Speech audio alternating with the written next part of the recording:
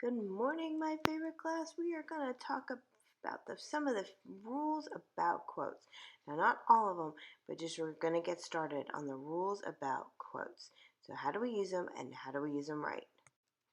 Rule number one is that we use quotation marks to enclose direct quotations but not direct speech. Okay, so what does this look like? This is in fact just saying like what in fact somebody said or something directly from a book. So quotation marks in this case, they hug the words they enclose. So there's not any space between the question mark, period, or punctuation.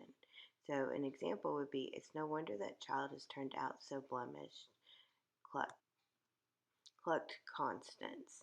So this is a direct quote that Constance has said. It's no wonder that child has turned out so blemished. We're telling how, in fact, she did it. So then we have the idea of an indirect. Is secretly he thought that the beauty she surpassed Queen Guinevere herself. So this is just like a different idea.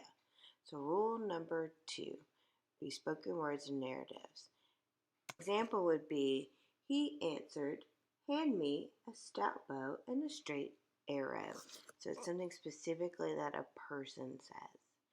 And in these cases, commas and periods go inside the quotation marks, which is rule 3. It also fits for rule 4, that question marks and exclamation marks go inside the quotation marks. So there's no space between that punctuation and the quotation mark. So punctuation, quotation mark right next to it. Okay, and like I said, we are going to skip some of the rules and we're going to go to rules 7 and 8. With rule 7, it has to do with ideas. So when you're typing, you're going to put the ideas in italics. Like she had an idea, and then you put that idea in italic.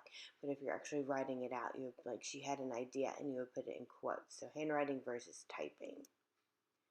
Which takes us to rule 8, words as words.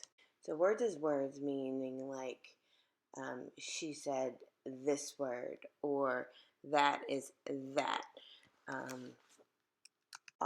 It also comes down to like, oh, okay, so little is your true name. So we're using little as a word.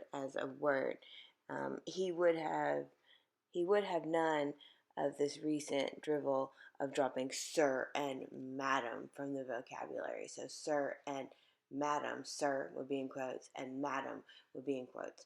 So we're in the idea of using words as words, and we're going to practice some of these in class this week, and then we're going to add to it. But these are the ones I want you to get familiar with, because we're going to be adding these to some of our paragraphs very, very soon.